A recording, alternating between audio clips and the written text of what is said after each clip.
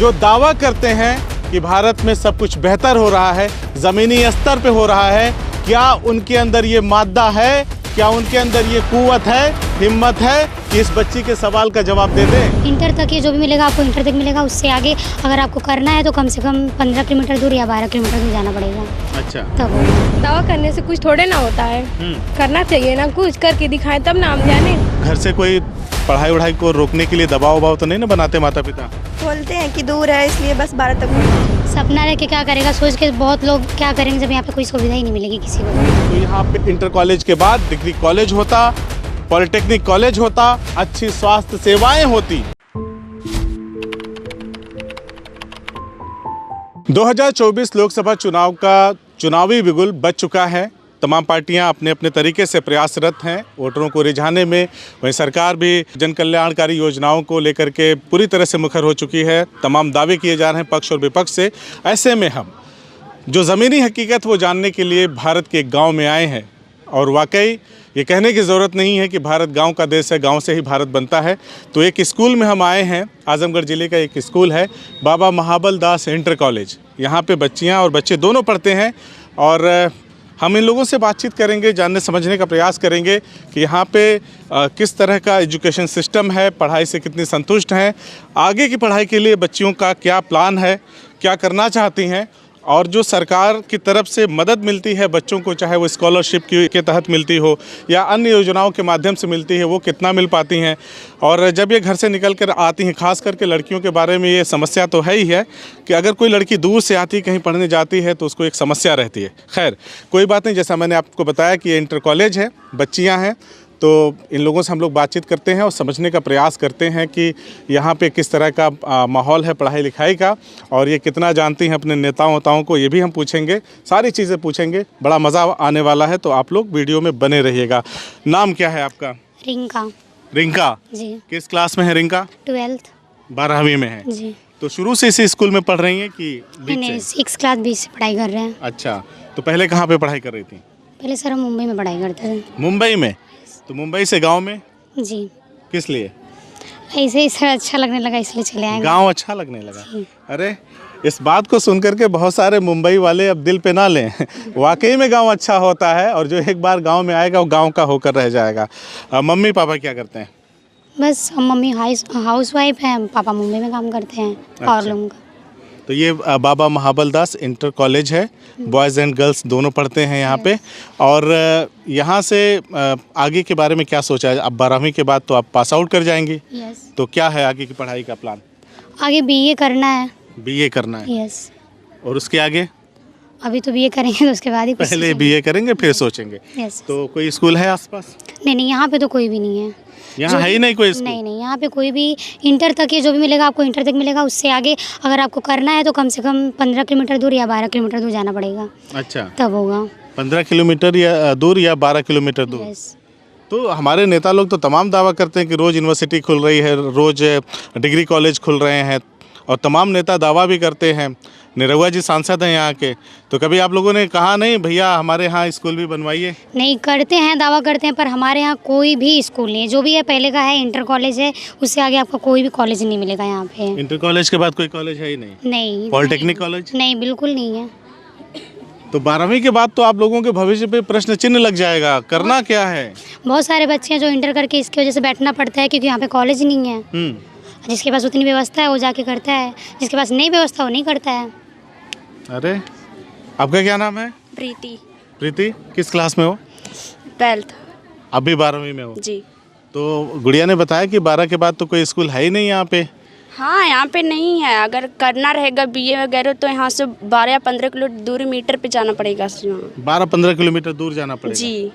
तो अगर यहाँ पे एक स्कूल हो, अच्छा डिग्री कॉलेज हो, तो फिर आप लोगों के लिए सुविधा हो सकती है। यस। हाँ, यस। लेकिन सरकार तो बहुत सालों से दावा करती है, कोई किसी की भी सरकार रहे, कि हम शिक्षा को लेके काम कर रहे हैं ताकि हमारे बच्चे पढ़ लिख करके देश को सुदृढ़ बनाए, मजबूत बनाए, देश को आगे ले जाएं। तो यहाँ तो कुछ है ही नहीं। दावा करने से कुछ थोड़े ना होता है, करना चाहिए ना, कुछ करके दिखाएं तब ना हम जाने। खाली दावा करते हैं? यस। अच्छा, कुछ और लोगों से भी बातचीत कर लेते हैं। इधर से शुरू कर लेते हैं। क्या नाम है आपका? खुशबू। खुशबू किस क्लास में हो? 11। 11वीं में हो? Yes sir. तो घर से कोई पढ़ाई वढ़ाई को रोकने के लिए दबाव वबाव तो नहीं ना बनाते माता पिता? बोलते हैं कि दूर है इसलिए बस 12 तक पढ़ो। दूर है 12 तक इसलिए पढ़ो, मतलब यहाँ 12वीं के बाद भी आपको घर वाले बोल रहे हैं कि आगे पढ़ाई करने की ज़रूरत नहीं है? Yes sir. हाँ, तो अभी आप 11वीं में हैं, 11 पास करेंगी फिर 12 में जाएंगी, 12 के बाद फिर घर पे बैठना है, यस सर। है ना? आपका क्या नाम है? मोनी मोनी। जी किस क्लास में मोनी? सर 11 11वीं में है, जी। फिर 12वीं में जाएंगी। मम्मी कहती है दूर है इसीलिए मत पढ़ो, पर 12 तक पढ़ाएंगे। यानी जब आप कहते हैं कि मम्मी मैं बाहर जाऊंगी पढ़ने के लिए या दूर दराज के क्षेत्रों में जाऊंगी पढ़ने के लिए, तो मम्मी कहती है अच्छा चलो अभी 11 में हो, 12 तक पढ़ लो फिर छोड़ देना है। जी यही कहती है मेरी मम्मी। जी तो मम्मी को समझाया नहीं कि हमको भी पढ़ने का अधिकार है? समझाया पर वो कहे कि दूर स्कूल है इसलिए नहीं। सुरक्षा को लेकर मन में आता है ख्याल या कुछ और? सर किस कारण से ऐसा कहते हैं माँ बाप? माँ सुरक्षा के लिए। सुरक्षा के लिए। बच्चियां हैं दूर जाएंगी तो दिक्कत होगी। प्रीति यादव। प्रीति यादव नाम है, किस क्लास में है? 12th। 12वीं में। Yes, sir। हैं, गुस्से में इतना दिख रही हो जी? अच्छा, बच्ची है। हाँ प्रीति, ये बताओ 12वीं में हो, क्या कहते हैं मम्मी पापा? बस पढ़ने के लिए बोलते हैं, इधर 12 तक पढ़ाने के लिए, उसके बाद बोलते हैं पढ़ने के लिए जाना पड़ेगा दूर, तो आगे पढ़ने के लिए दूर अच्छा, जाना सच से पड़ेगा। बताओ, सारे बच्चों से मैं एक कॉमन सवाल पूछता हूँ कि आगे पढ़ लिख करके कुछ बनना चाहते हो या 12वीं या डिग्री मतलब कॉलेज में जाके BA की पढ़ाई करके ख़त्म करना चाहते हो? कुछ बनने उनने का ललक है मन में? हाँ, सही से बताना। हाँ, जब यहाँ पर कोई व्यवस्था मिलेगा तभी तो सब पढ़ेंगे। व्यवस्थाएं होंगी तो हमारी बच्चियां जरूर पढ़ेंगी, है ना? और व्यवस्था नहीं रहेगी तो कैसे पढ़ेंगी? लोग मुंबई से आ गए, हाँ, मुंबई से आ गए, गांव में सोचा था गांव में जाएंगे और पढ़ लिख करके, है ना, अपना ज़िंदगी बेहतर बनाएंगे, डॉक्टर बनेंगे, इंजीनियर बनेंगे। किसका किसका सपना है डॉक्टर, इंजीनियर, टीचर बनने का? सही से बताना, किसी का है? हाँ हाँ, सपना रह के क्या करेगा, सोच के बहुत लोग क्या करेंगे जब यहाँ पे कोई सुविधा ही नहीं मिलेगी किसी को। तो ये सवाल एक बच्ची ने पूछा है कि सपना रह के क्या करेगा जब यहाँ पर कुछ है ही नहीं। अब हमारे देश के जो हुक्मरान हैं, जो जिम्मेदार हैं, जो दावा करते हैं कि भारत में सब कुछ बेहतर हो रहा है, ज़मीनी स्तर पे हो रहा है, क्या उनके अंदर ये मादा है, क्या उनके अंदर ये कुव्वत है, हिम्मत है कि इस बच्ची के सवाल का जवाब दे दें? हम कहते हैं सरकारी दावों में, सरकारी वायदों में कि पढ़ेगा भारत तभी बढ़ेगा भारत, लेकिन एक बच्ची के सवाल का जवाब देने का अगर किसी के अंदर मादा है, हिम्मत है, तो इस बच्ची के सवाल का जवाब दे दे। आखिर कैसे पढ़ेगा भारत और कैसे बढ़ेगा भारत, ये आपको बताना है, क्योंकि आपकी चिकनी चुपड़ी बातों को सुन सुन करके लोग आपको वोट करते हैं, विकास के सपने देखते हैं, लेकिन आप उनको क्या दे रहे हैं ये आप देखिए अपनी आंखों से। इस बच्ची के सवाल का शायद किसी नेता के पास, किसी भी पार्टी के नेता के पास कोई जवाब नहीं है। अगर जवाब होता तो यहाँ पे इंटर कॉलेज के बाद डिग्री कॉलेज होता, पॉलिटेक्निक कॉलेज होता, अच्छी स्वास्थ्य सेवाएं होती। ये सारी चीज़ें मिलनी चाहिए कि नहीं मिलनी चाहिए? ये तो हमारा संवैधानिक अधिकार है। गलत बात है क्या? सब लोग कहते हैं ना कि हमारा संवैधानिक अधिकार, हमारा मूल अधिकार, तो स्वास्थ्य, शिक्षा और सुरक्षा जो है हमारा मूल अधिकार है कि नहीं गुड़िया? सही से बताओ। ये बताया जाता है स्कूल में कि आपके मूल अधिकार क्या हैं? संवैधानिक अधिकार बताया जाता है। हाँ? क्या बताते हैं? शिक्षा है सर जी, शिक्षा है, स्वास्थ्य है, सुरक्षा है जी सर। लेकिन हमारे नेताओं को अभी दिखाई नहीं दे रहा है, नहीं देता है ना? तो अगर यहाँ पे उनकी आंखें खुल जाए, यहाँ पे एक डिग्री कॉलेज, एक पॉलिटेक्निक कॉलेज खुल जाए, तो मुझे लगता है कि व्यवस्था सारी ठीक ठाक हो जाएगी, है ना? हमारी बच्चियां पढ़ पाएंगी, और जब बच्चियां पढ़ेंगी, है ना, मोदी जी का भी तो नारा है बेटी बचाओ बेटी पढ़ाओ, तो बेटी पढ़ेगी कैसे? दूर जाएगी तो खतरा है उसको, 12 किलोमीटर 15 किलोमीटर साइकिल चला के जाओगी तो खतरा है, और अगर पास में स्कूल रहेगा तो आसानी से पढ़ सकती हो, और माँ बाप को भी लगेगा आपकी पढ़ाई देख कर कि आगे निकल सकती है हमारी बच्ची, तो आगे के लिए भी प्रयास करेंगे। सही है कि गलत है? सही है। सही है ना? चलिए, तो अब मैं आता हूँ, जैसे ये सारी चीज़ें तो हमारे नेता लोग करते हैं, हमारी सरकारें करती हैं, थोड़ा सा उनके विषय में भी बात करना ज़रूरी है कि नहीं है? ठीक है, तो अब चुनाव फिर होने वाला लोकसभा का, ठीक है? कितने लोगों को पता है यहाँ के सांसद कौन है? किसी को पता है कौन है सांसद यहाँ के? निरहुआ यादव। निरहुआ जी, दिनेश लाल यादव निरहुआ जी यहाँ के माननीय सांसद हैं, आजमगढ़ के लोकसभा सदर के। ये क्षेत्र उन्हीं के जिम्मे पड़ता है।